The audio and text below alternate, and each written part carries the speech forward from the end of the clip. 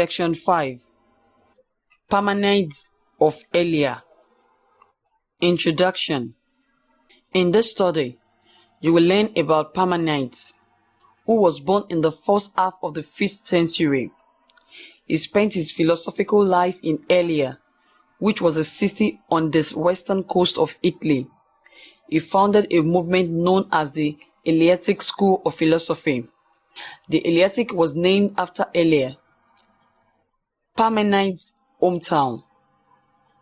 History has it that Parmenides was introduced to philosophy by the Pythagoreans and was probably a younger contemporary of Heraclitus. Learning outcomes for Section 5.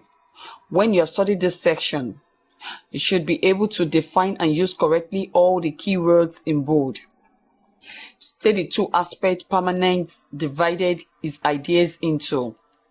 State the basic philosophical position of Parmenides.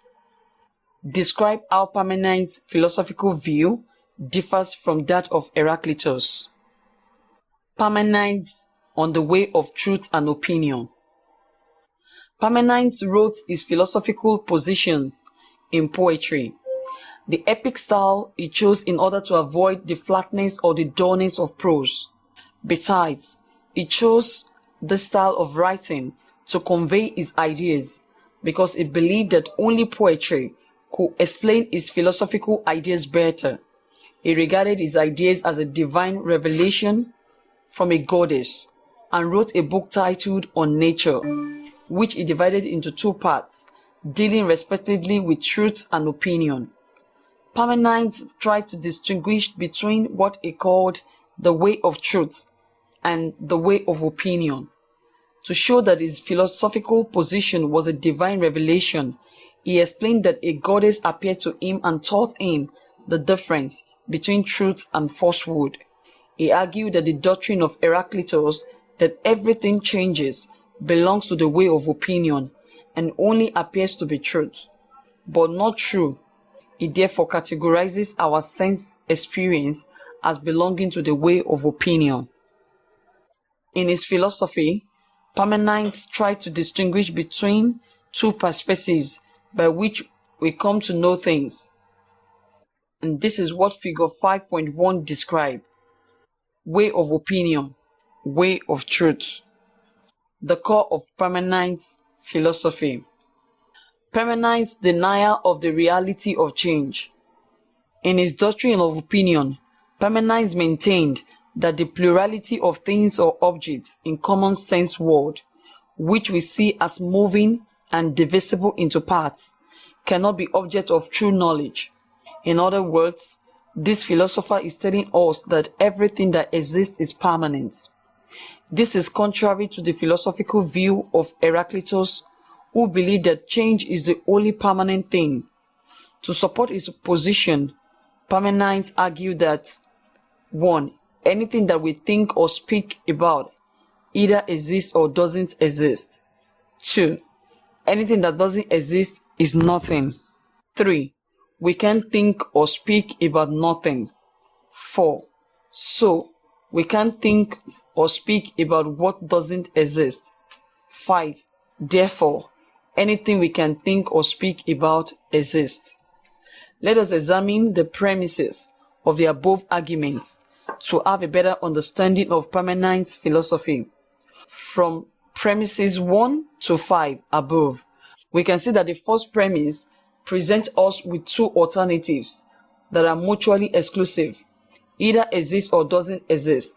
The second premise is a statement we hardly can fault, but the third and fourth premises can stir or cause some controversy because it seems to give the impression that we can't think about nothing. In other words, Parmenides' reasoning seems to be that all thought requires an object. That is, if I think about nothing, my thought would have no content and would not be a thought. Parmenides claimed that the goddess who visited him instructed him to reject the senses of experience, eye, ear, tongue, and so on, in the light of the revelation that came to him from the independent mind. He was instructed by this goddess to judge by reason alone, and therefore want him not to believe in any of the results of sense perception, and against using the method of experience and experiments. In his assessment of the way of opinion and the way of truth, Parmenides believed that the intellect is the criterion and that whatever the intellect thinks exists. According to him, the mind can't conceive of not being, and therefore not being doesn't exist. He maintains that being is the only possible object of thought. With a vigorous analysis of the term to be, he deduced that what is must be one, internal, perfect, and invisible. Therefore, the way of truth is authentic and the way of opinion is seemingly true. Since true being is single, eternal, immobile, indivisible, and free from void, thus, according to Parmenides, if something can be thought of at all, it must exist, and so it doesn't make any sense whatsoever to speak about nothing or something that doesn't exist. Tip: Parmenides' denial of the reality of change. For Parmenides, all that exists in the universe is permanent, so there is no room for change. It is important to note the following about Parmenides' philosophy. 1.